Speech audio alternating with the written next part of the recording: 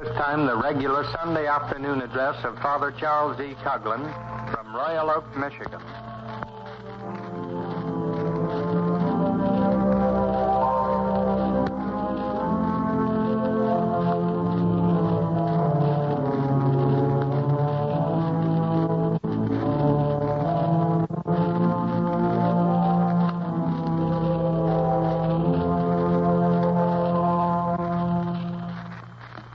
Good afternoon, ladies and gentlemen. For the thousands, yes, the hundreds of thousands of letters which you were responsible for sending to Congress this last month, permit me, in the name of Father Coughlin and social justice, to thank you. Taking advantage of your constitutional right of petition, you instructed your congressmen not to pass any law that would put America in the blood business. Success has crowned your efforts in the House of Representatives. May even greater success be yours in the Senate this week, when the so-called neutrality bills come up for consideration. Today's presentation marks almost the eve of the 4th of July. Recognizing that religion and its practice are almost impossible without liberty, and also recognizing that under our Republican form of government, we in this country are blessed with liberty, Father Coughlin has deemed it fitting that no better use could be made of this hour today than to read for you the Declaration of Independence, around which all the glories of the 4th of July are concentrated. Following this reading, then your spokesman will read for you portions of George Washington's farewell address, an address immortalized for its thoughts on the ethics of a third term for any president, and for its sound advice to all Americans of their attitude towards those who, even under the fiction of progress, attempt to change our Constitution. Ladies and gentlemen, have you copies of these two immortal documents in your home?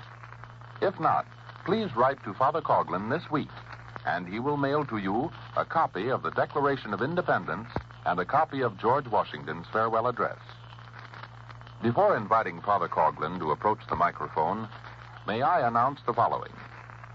Agents are going around pretending to represent Father Coughlin in the sale of religious articles. No person is so authorized to represent either Father Coughlin or the shrine. And second, daily broadcasts commenting on the news are being conducted by Social Justice Magazine, both in the Detroit and Chicago areas. Next Sunday, Father Coughlin will pursue his defense of Christianity and Americanism. Meanwhile, if it is your pleasure to retain Father on the air during the summer months, please extend to him your support for the continuation of these broadcasts and the progress of Social Justice Magazine, which obtains no revenue, as you know, from advertising copy. And now for the Declaration of Independence. As Father reads the 27 indictments, try to visualize if there is a parallel existing today. Father Coughlin. My friends, when in the course of human events it becomes necessary for one people to dissolve the political bands which have connected them with another, and to assume among the powers of the earth the separate and equal station to which the laws of nature and nature's God entitle them, a decent respect to the opinions of mankind requires that they should declare the causes which impel them to the separation. We hold these truths to be self-evident, that all men are created equal, that they are endowed by their Creator with certain unalienable rights, that among these are life, liberty, and the pursuit of happiness, that to secure these rights, governments are instituted amongst men, deriving their just powers from the consent of the governed, that whenever any form of government becomes destructive to these ends, it is the right of the people to alter or to abolish it, and to institute a new government, laying its foundation on such principles and organizing its powers in such form as to them shall seem most likely to effect their safety and happiness. Prudence indeed will dictate that governments long established should not be changed for light and transient causes. And accordingly, all experience hath shown that mankind are more disposed to suffer, while evils are sufferable, than to right themselves by abolishing the forms to which they are accustomed. But when a long train of abuses and usurpations, pursuing invariably the same object, evinces a design to reduce them under absolute despotism, it is their right, it is their duty to throw off such government and to provide new guards for their future security. Such has been the patient sufferance of these colonies, and such is now the necessity which constrains them to alter their former systems of government. The history of the present King of Great Britain is a history of repeated injuries and usurpation, all having in direct object the establishment of an absolute tyranny over these states. To prove this, let facts be submitted to a candid world. He has refused to assent to laws, the most wholesome and necessary for the public good. He has forbidden his governors to pass laws of immediate and pressing importance, unless suspended in their operation till his assent should be obtained, and when so suspended, he has utterly neglected to attend to them. He has refused to pass other laws for the accommodation of large districts of people, unless those people would relinquish the right of representation in the legislature, a right inestimable to them and formidable to tyrants only. He has called together legislative bodies at places unusual, uncomfortable, and distant from the depository of their public records, for the sole purpose of fatiguing them into compliance with his measures. He has dissolved representative houses repeatedly for opposing with manly firmness his invasions on the rights of the people.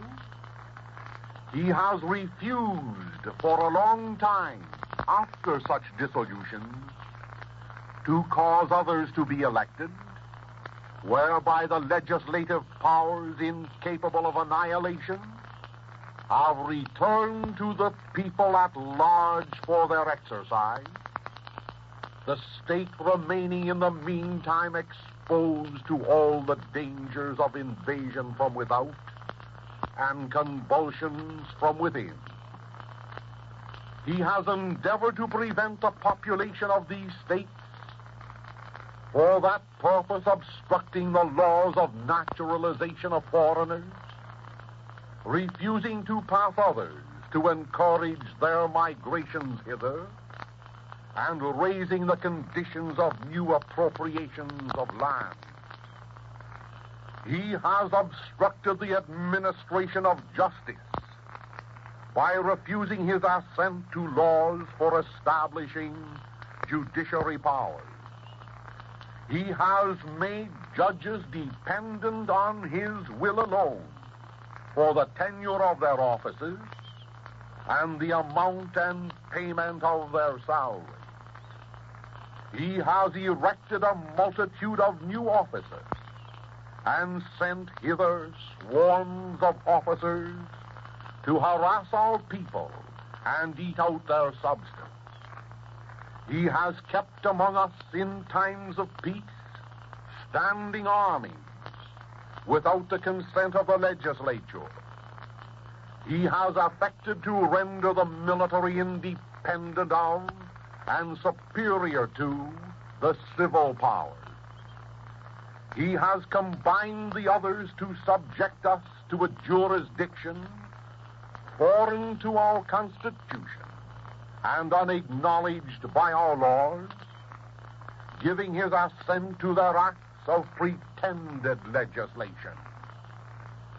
For quartering large bodies of armed troops among us, for protecting them by a mock trial from punishment for any murders which they should commit on the inhabitants of these states, for cutting off our trade with all parts of the world, for imposing taxes on us without our consent, for depriving us in many cases of the benefits of trial by jury, for transporting us beyond seas to be tried for pretended offenses, for abolishing the free system of English laws in a neighboring province, establishing therein an arbitrary government, and enlarging its boundaries so as to render it at once an example and fit instrument for introducing the same absolute rule into these colonies,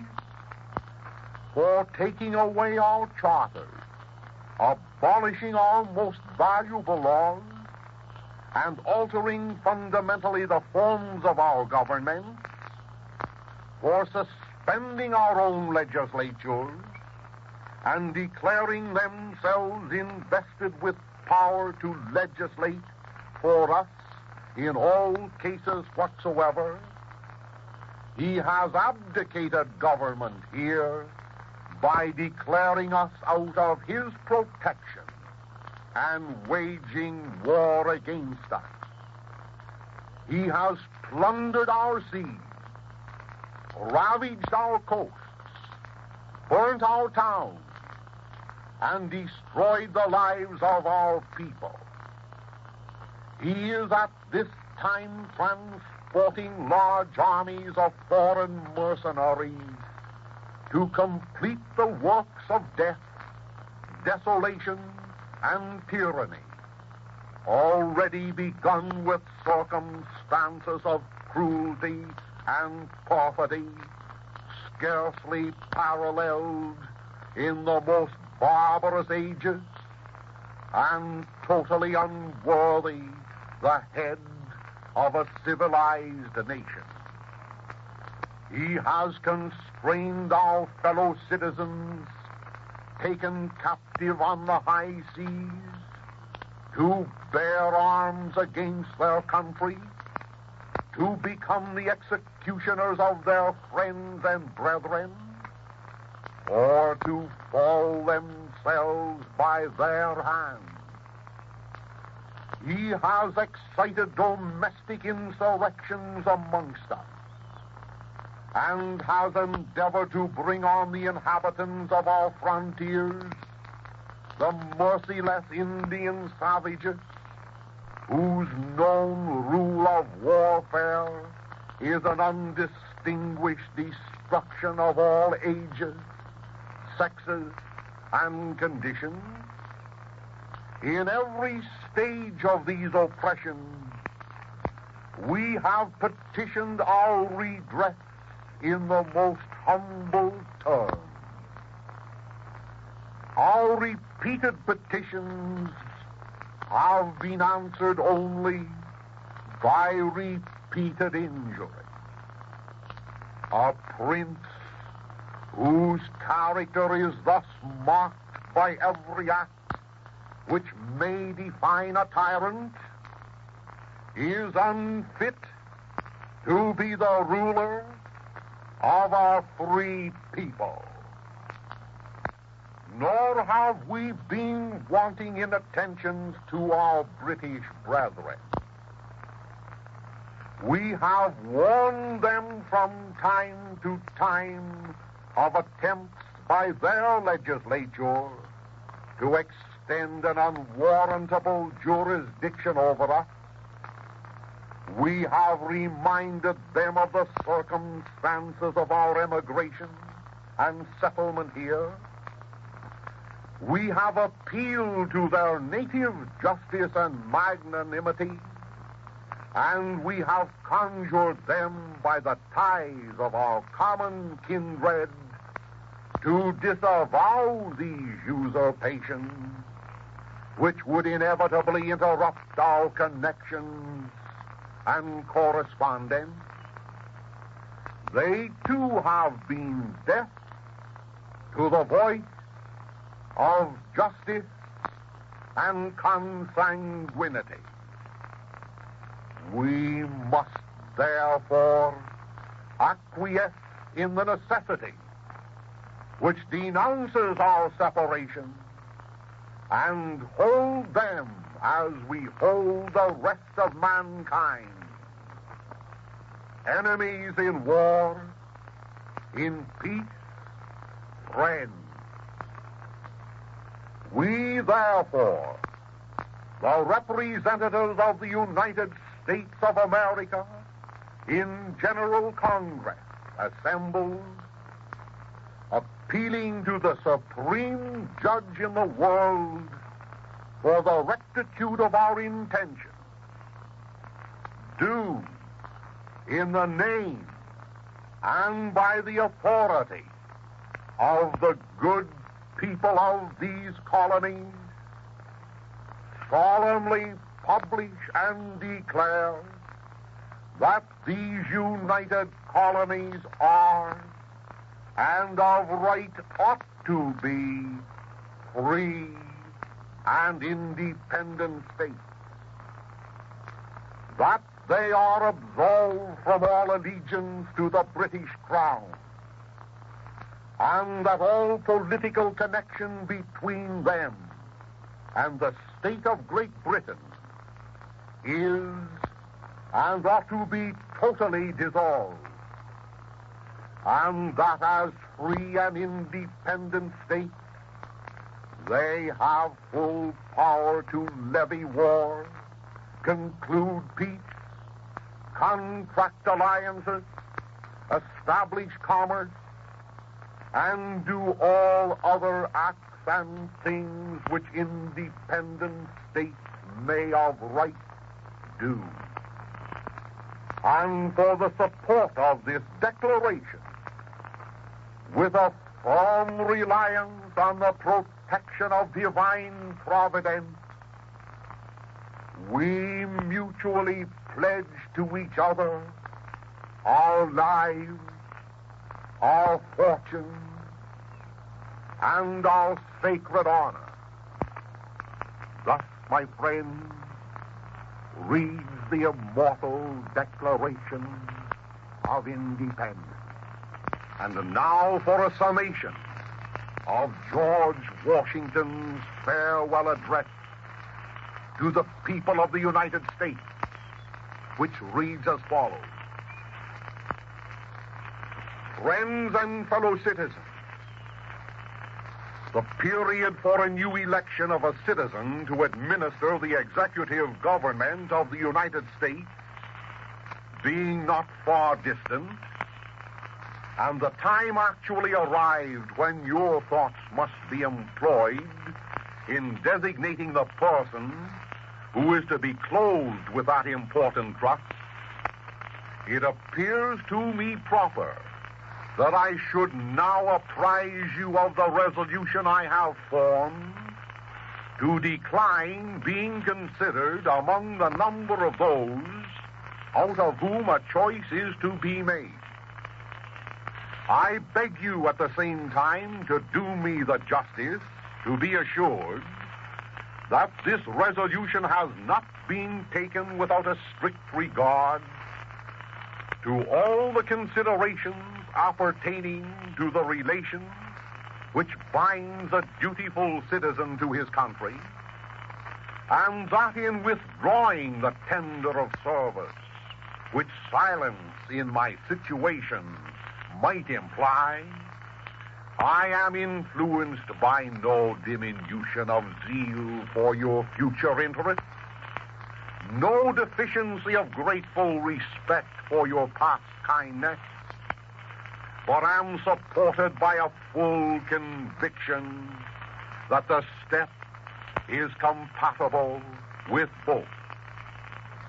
The acceptance of and continuance hitherto in the office to which your suffrages have twice called me have been a uniform sacrifice of inclination to the opinion of duty and a deference for what appeared to be your desire.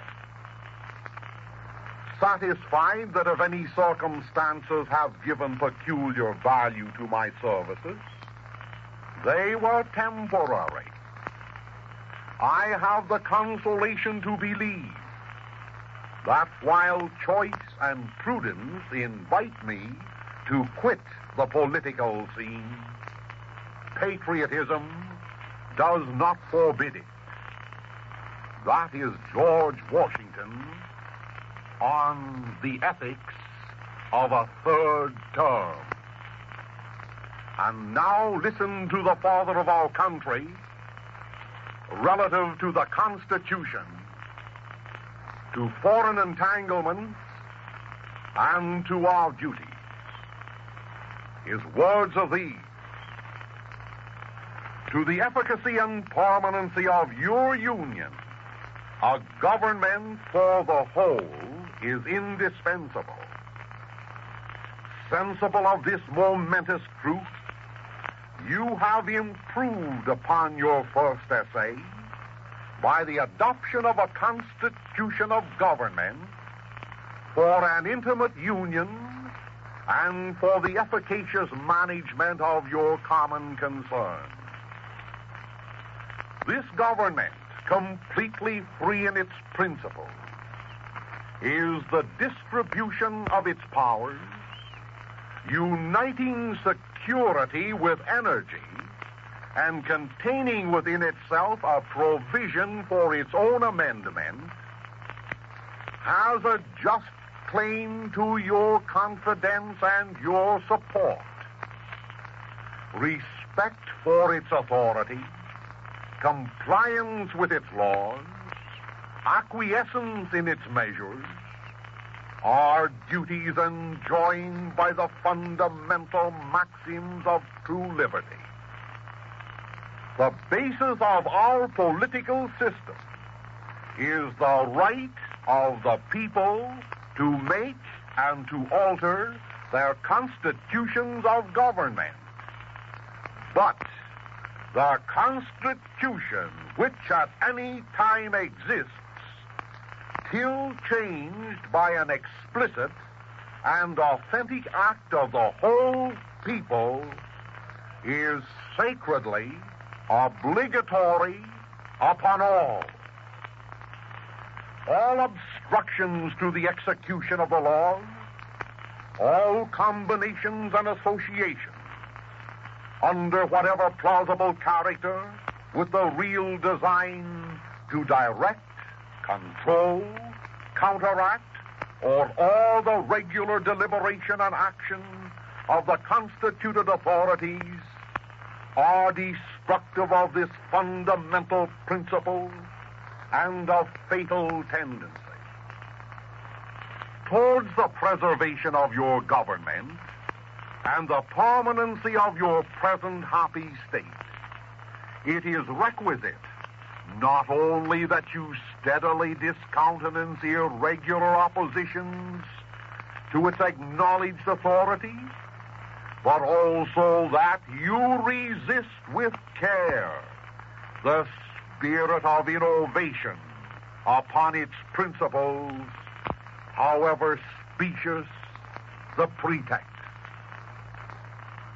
I have already intimated to you the danger of parties in the states, with particular reference to the founding of them on geographical discrimination. Let me now take a more comprehensive view and warn you in the most solemn manner against the baneful effects of the spirit of party generally. He is speaking of political parties. The alternate domination of one faction over another, sharpened by the spirit of revenge natural to party dissension, is itself a frightful despotism. The disorders and miseries which result gradually incline the minds of men to seek security and repose in the absolute power of an individual. And sooner or later, the chief of some prevailing faction, more able or more fortunate than his competitors, turns this disposition to the purposes of his own elevation on the ruins of public liberty.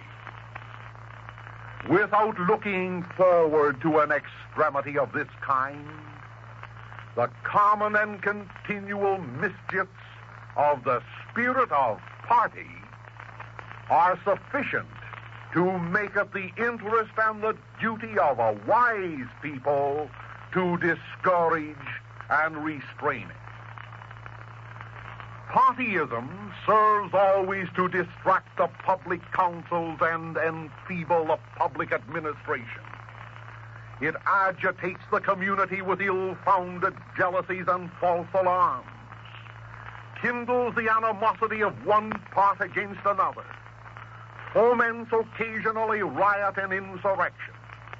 It opens the doors to foreign influence and corruption, which find a facilitated access to the government itself through the channels of party passions.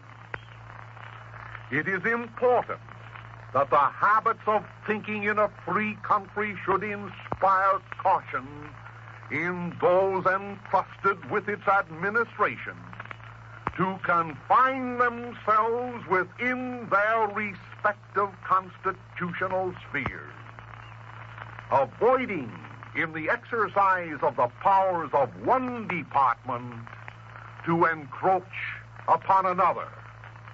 The spirit of encroachment tends to consolidate the powers of all the departments into one, and thus to create whatever the form of government, a real despotism.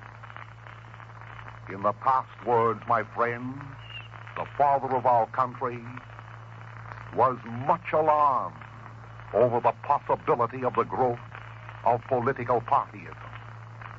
And finally, he was more alarmed over the attempt on the part of either the executive, the judiciary, or the legislative branch of government assimilating the powers which belong to the other two branches. He continues, if in the opinion of the people, the distribution or modification of the constitutional powers be in any particular wrong, let it be corrected by an amendment in the way which the Constitution designates. But let there be no change by usurpation, although this in one instance may be the instrument of good, it is the customary weapon by which free governments are destroyed. Of all the dispositions and habits which lead to political prosperity, religion and morality are indispensable support. And let us with caution indulge the supposition that morality can be maintained without religion. There's Washington for the communists. Whatever may be conceded to the influence of refined education on minds of peculiar structure, reason and experience both forbid us to expect that national morality can prevail in exclusion of religious principles. And now, to conclude this portion, the father of our country tells us, observe good faith and justice towards all nations. Cultivate peace and harmony with all. The nation which indulges towards another an habitual hatred or an habitual fondness is in some degree a slave. It is a slave to its animosity or to its affection, either of which is sufficient to lead it astray from its duty and its interest. Against the insidious wiles of foreign influence, the jealousy of a free people ought to be constantly awake. Since history and experience prove that foreign influence is one of the most baneful foes of Republican government. Excessive partiality for one foreign nation and excessive dislike for another cause those whom they actuate to see danger only on one side and serve to veil even the arts and influence of the other. The great rule of conduct, therefore, in regard to foreign nations is in extending our commercial relations to have with them as little political connection as possible. So far as we have already formed engagements, let them be fulfilled with perfect good faith. Here, let us stop. Ladies and gentlemen, in just a moment, Father Coughlin will return to the air with his thought for the week. Father Coughlin's address is coming to you as a presentation on your dial at 1250 kilocycles.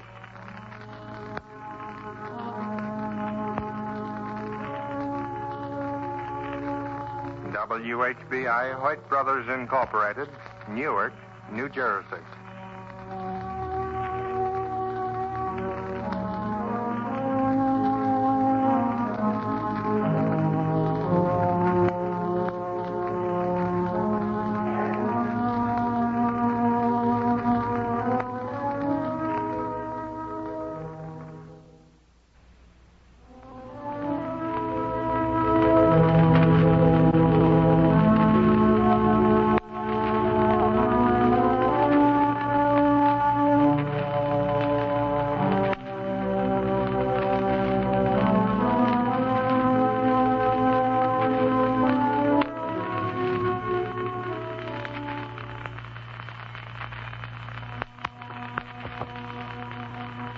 Ladies and gentlemen, during the first half hour, it was my pleasure to read for you the immortal Declaration of Independence. Following that, I subjoined a summary of George Washington's farewell address, thinking that both these immortal documents were most appropriate for this, the eve of the birthday of our national independence. A summary of what I read relative to George Washington's farewell address may not be out of place. Once more I shall refer to his words. Once more, I hope that my voice at this late date shall add some influence to all my fellow Americans and to our Congress in observing the precepts, the principles, and the philosophy which motivated the mind and the soul of the father of our country. It were a mockery were this 4th of July celebrated unless it were in harmony with the spirit of the Declaration of Independence and with the spirit of the father of our country, who bequeathed to us, in parting from the chair in the original White House, his message as a guide for our future happiness. This message of George Washington, summarized, begins as follows, and it is most appropriate that in these days we remember this admonition. Washington said that he begged his compatriots not to insist that he occupy the chair in the White House for a third term. Already he had served 2 terms as president. And after much petitioning that he should resume office, he said, "I beg you at the same time to do me the justice to be assured that this resolution, namely the resolution to betake himself to private life, has not been taken without a strict regard to all the considerations appertaining to the relation which binds a dutiful citizen to his country, and that in withdrawing the tender of service, which silence in my situation might imply, I am influenced by no diminution of zeal for your future interests, no deficiency of grateful respect for your past kindness, but am supported by a full conviction that this step is compatible with both. My friends, no commentary is required upon this noble statement coming from the lips of our first president, the father of our country. He was not so important, so he thought in his humility, to occupy the chair in the White House for a period continuing beyond the second term. Following this introduction to his farewell address, the father of our country then admonished us to preserve the unity of our country. His words in giving us this admonition are as follows: to the efficacy and permanency of your union, a government for the whole is indispensable. That phrase, my friends, for the whole, is most remarkable. The philosophy that expressed Washington's ideas in this phrase runs counter to the philosophy that we should erect a capitalist government, a manufacturer's government, a laborer's government, a proletarian government. His words, I repeat, are these: to the efficacy and permanency of your union, a government for the whole is indispensable.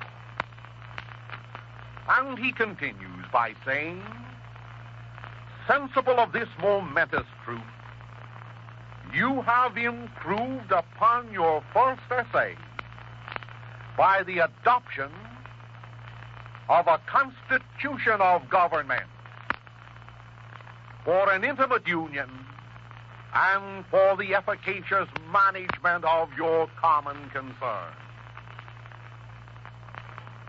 In citing these words, my friends, the father of our country informs us that we have adopted a constitution of government to preserve our intimate union and to bring about an efficacious management of our common concern. In a few moments, he will refer to that form of government which is ours as a republic.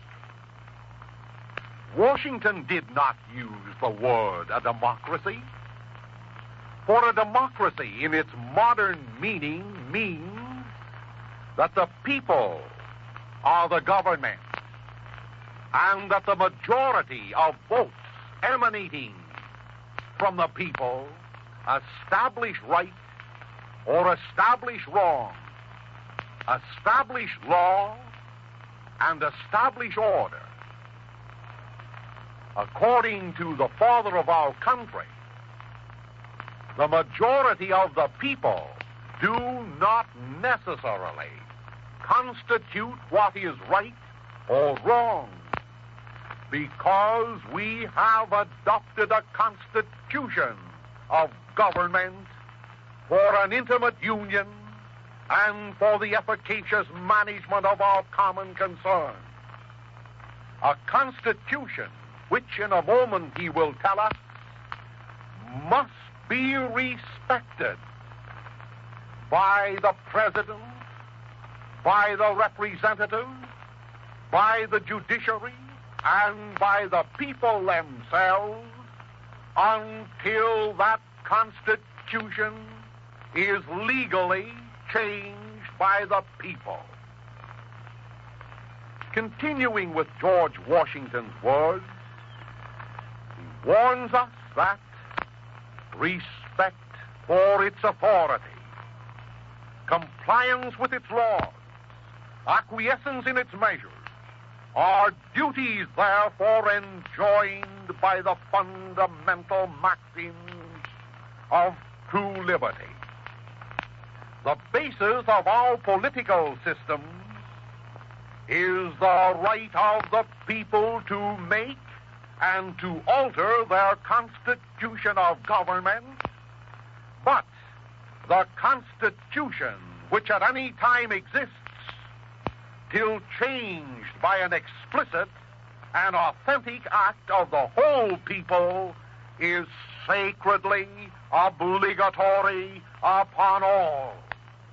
My friends, as we pause to take inventory of our glories on this eve of the 4th of July, let us remember this Constitution to which the father of our country refers, and let us remember the counsels which he gave to us in respect to it.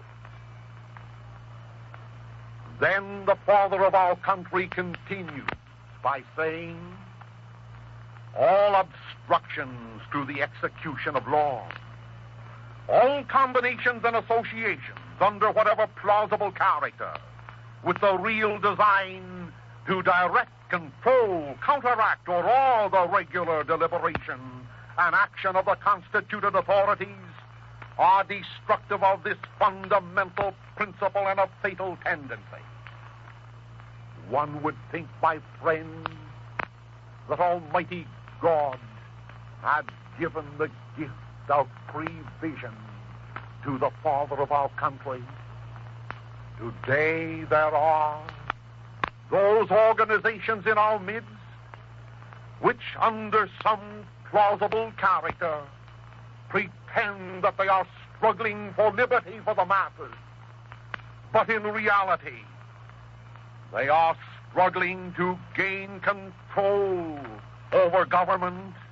They are struggling to counteract and awe the regular deliberation of action of the constituted authorities, and they are a fatal tendency. Towards the preservation of your government, continues Washington, and the permanency of your present happy state, it is requisite not only that you steadily discountenance irregular opposition to its acknowledged authority, but also that you resist with care the spirit of innovation upon its principles, however specious the pretext. Many years ago, when Washington was leaving the White House at the end of his second term, he warned us that it is our duty to resist with care the innovation of these communists, the innovation of these Nazis, the innovation of these spreaders of fascism, the innovation of these groups and organizations which are endeavoring under some veiled pretext to set up a form of government contrary to our form that was born, I might say rather conceived, in the Declaration of Independence, the 4th of July. The father of our country then continued, I have already intimated to you the danger of parties in the state, with particular reference to the founding of them on geographical discrimination. Let me now take a more comprehensive view and warn you in the most solemn manner against the baneful effects of the spirit of party generally. My friends, in the Constitution of the United States, nothing whatsoever is said favorable to the present existence of political parties. On the contrary, the father of our country, who understood so well the nature of the Constitution of the United States, warns us solemnly relative to the dangers of partyism established on geographical grounds, and warns us just as comprehensively on the dangers of partyism generally. Here is what he says in particular. The alternate domination of one faction over another, sharpened by the spirit of revenge that is natural to party dissension, is itself a frightful despotism. Those are strong words employed by the father of our country relative to this type of partyism, the alternate domination of which comes not as a benediction upon the people, but rather as a blight and as a step towards despotism. And his words continue with these. The disorders and miseries which result gradually incline the minds of men to seek security and repose in the absolute power of an individual. And sooner or later, the chief of some prevailing faction, or political party, I may add, more able or more fortunate than his competitors, turns this disposition to the purposes of his own elevation on the ruins of public liberty. My friends, in reading over the history of Constitution, in endeavoring to summarize the history of so-called partyism or democracy, no such statement is contained in all the pages of that history equally strong as that which I have just read from George Washington's farewell address. In brief, he says that if there are disorders in the country, and if these disorders are a constant, and if the only inconstant thing is the succession of one party following the other, the time will come when partyism will degenerate into dictatorship. For men eventually, says he, will gradually select one man and repose in that one man absolute power. And sooner or later, the chief of some prevailing faction or party, a chief more able and more fortunate than his competitors, turns this disposition to the purposes of his own elevation on the ruins of public liberty.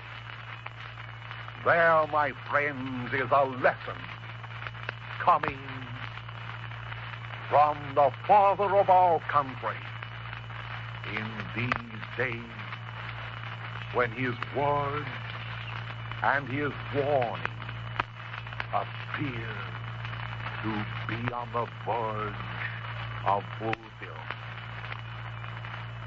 Then he adds, relative to partyism, political partyism, this serves always to distract the public councils and enfeeble the public administration. It agitates the community with ill-founded jealousies and false alarms. It kindles the animosity of one part against another. It foments occasionally riot and insurrection.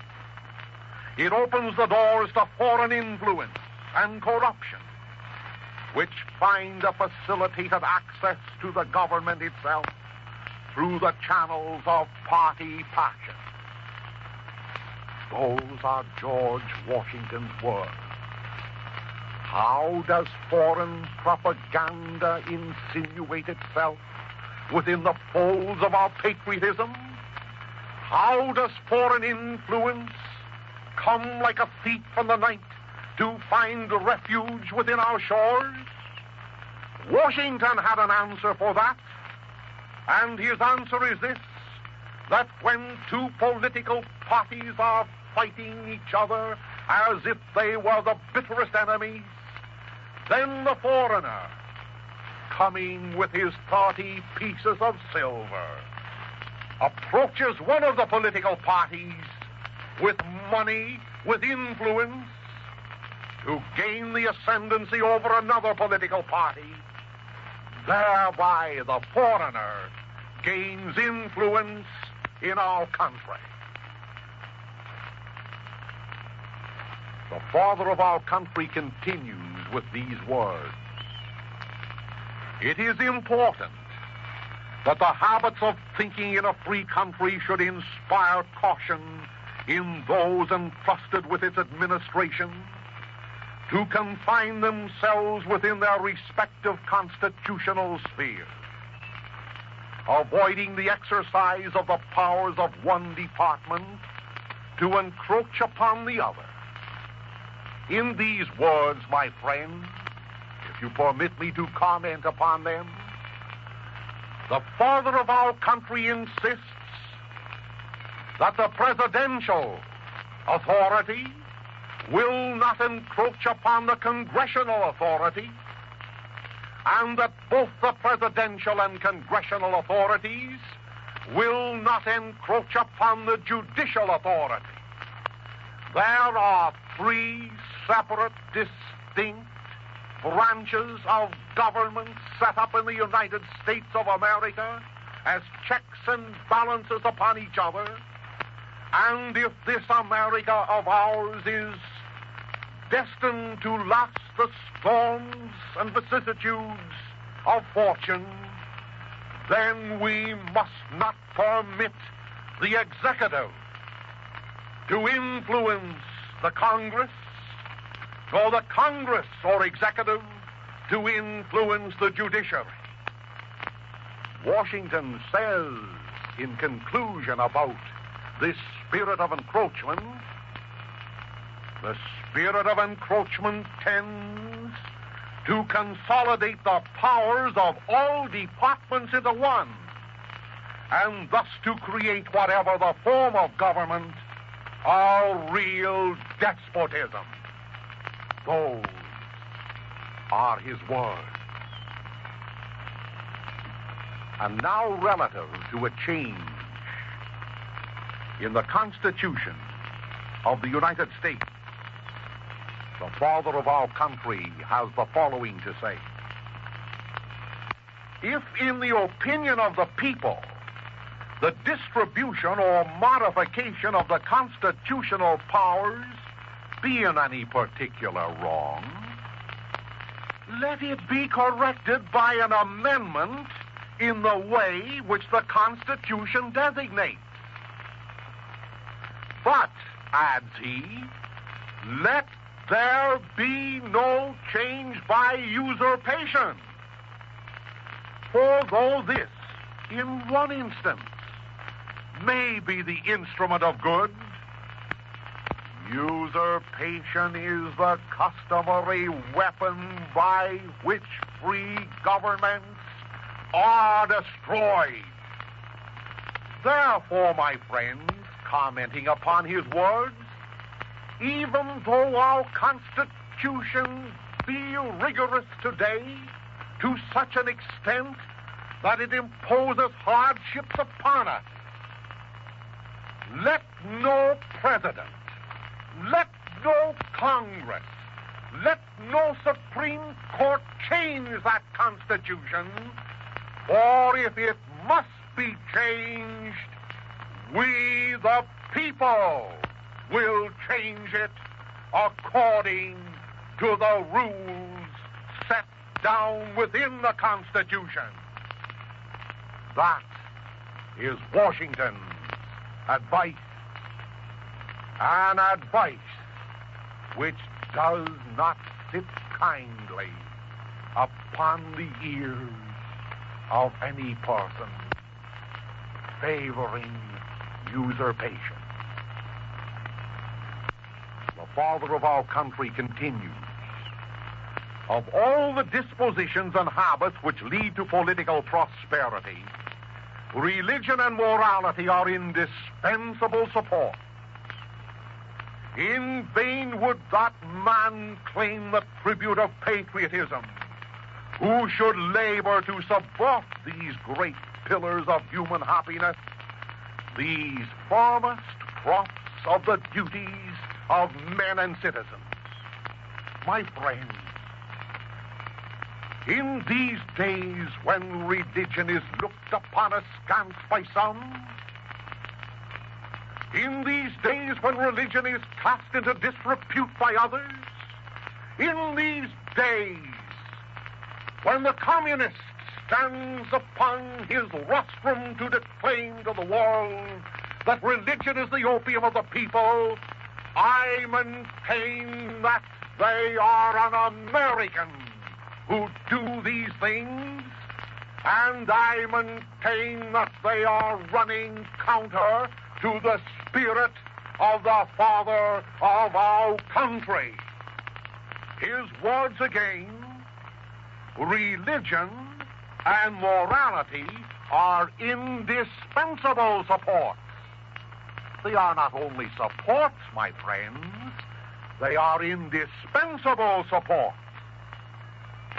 Therefore, George Washington adds these words, let us with caution indulge the supposition that morality can be maintained without religion.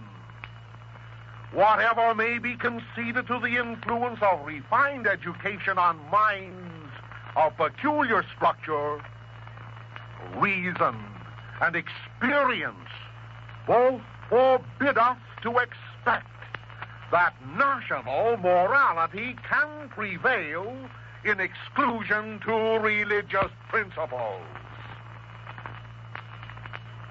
George Washington was never canonized by his fellow religionists as a saint. George Washington was never ordained to the ministry in any church. Nevertheless, no one in the entire history of government and of civilization ever spoke truer words for the progress and prosperity of a country than did this, the father of the United States of America, in the words which I have just read. He concludes by saying, observe good faith and justice towards all nations. Cultivate peace and harmony with all.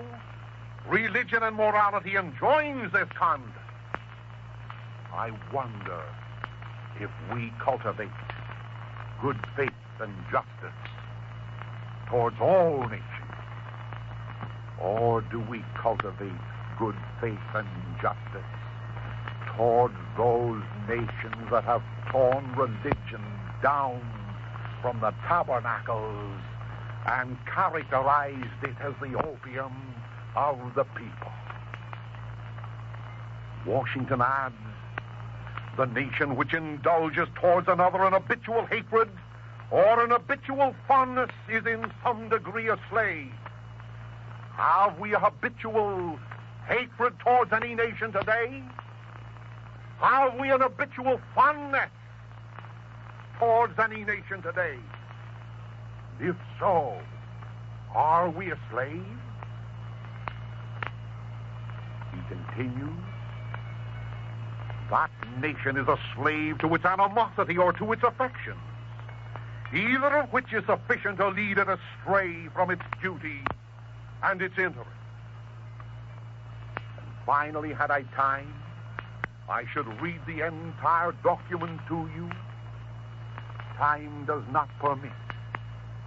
I will be glad to mail you a copy with a commentary. The last portion of George Washington's farewell address tells us that Europe has a set of primary interests which to us have none or a very remote relation. Hence, Europe must be engaged in frequent controversies, the causes of which are essentially foreign to our concerns.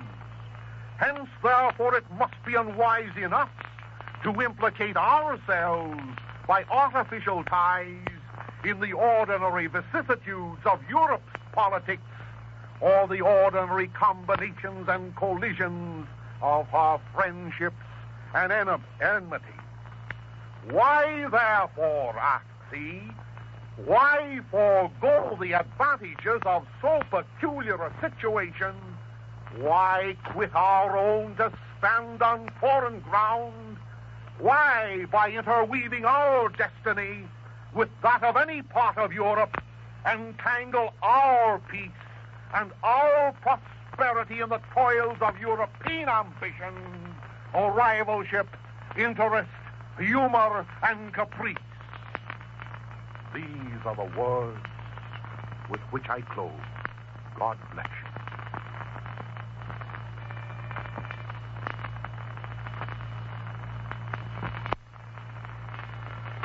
Ladies and gentlemen, we've presented the regular Sunday afternoon address of Father Charles E. Coughlin from Royal Oak, Michigan. Statements made and views expressed on this program are made on the sole responsibility of the sponsor and do not reflect the views of this station, its management, or personnel. Father Coughlin's address came to you as a presentation on your dial at 1250 kilocycles.